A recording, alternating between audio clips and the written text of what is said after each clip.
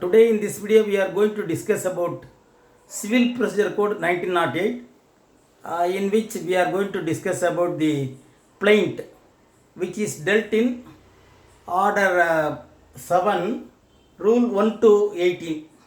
So in these things the plaint is discussed or dealt.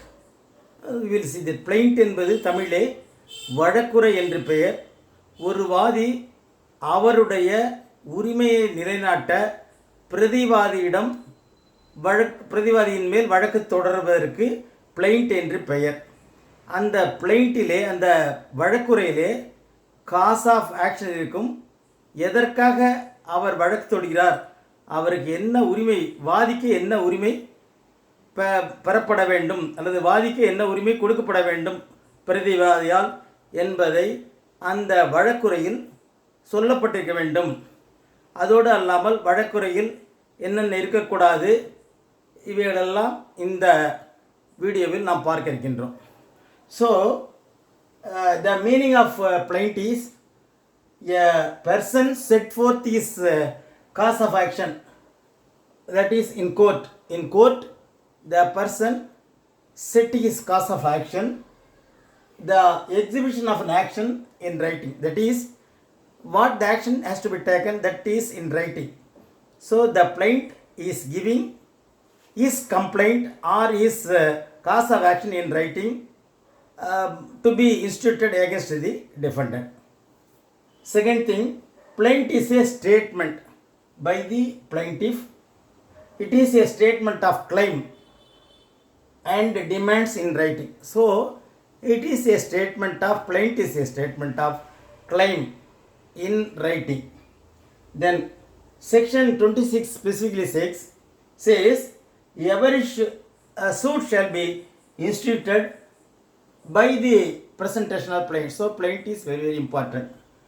Then in every plaint, fact shall be that is proved by affidavit. So in every plaint, the fact should be proved by affidavit. That is some sort of promise, that is affidavit.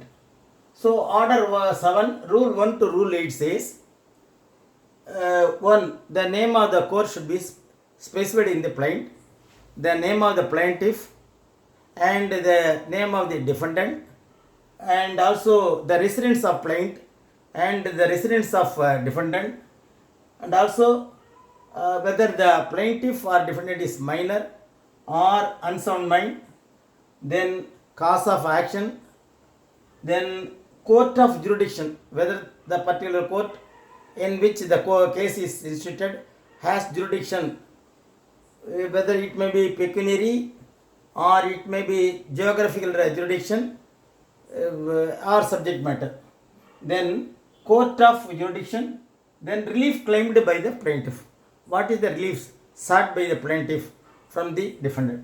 Then set of claim or relinquishment of claim.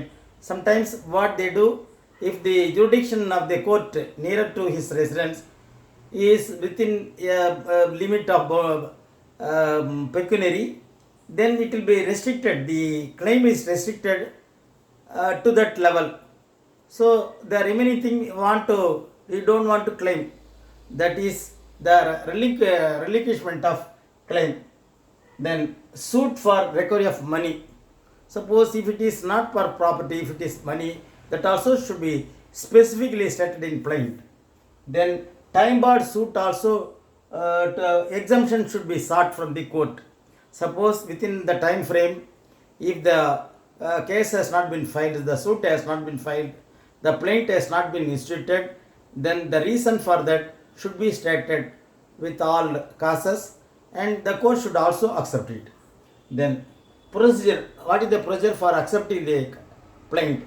Plaint is admitted and copies of the plaint fee for the service of summons on defendant within 7 days. So the amount for defendant's appearance in the court should also be submitted by the plaintiff. And then return of the Rule 10 says the return of the plaint, rejection on basis of no jurisdiction. Sometimes If the court has no jurisdiction, it will be rejected. And then under what circumstances the rejection of plaint or the rejection of suit is made? That is, when the plaint does not discharge cause of action. If the plaint does not state the cause of action, what for the case is instituted, if it is not spelt in the plaint, it can be rejected. Then relief undervalued. Suppose if the relief is undervalued, then also it will be rejected. Then third thing, plaint is insufficiently stamped. So the stamp paper is less than the fixed one, then it will be rejected. Then where suit is barred by law, then when the plaint should also be always in duplicate. If it is not in duplicate, it will be rejected. Then in another thing, in a nutshell, we are told about the particulars of plaint in detail. What the rule 2 says, 3 says, up to 18 what it says. Rule 2, that is money suit, it is pertaining to money suits. And rule 3, the subject matter is property, and the plaintiff sues as representative. And then the rule 5, defendant, and what for defendant's interest should be also be shown in that. Then rule 6, grounds for exemption. If at all exemption is asked, then grounds for exemption. Then 7, relief to be specifically stated. Rule 8, that is rule 7. And then rule 8, relief found on separate grounds, that is rule 8. And then rule 9, procedure already we told up to 11. Then 12, procedure of on rejection of plaint, on what grounds the plaint is rejected. Then rule 13, where rejection of plaint does not precludes the presentation of fresh suit.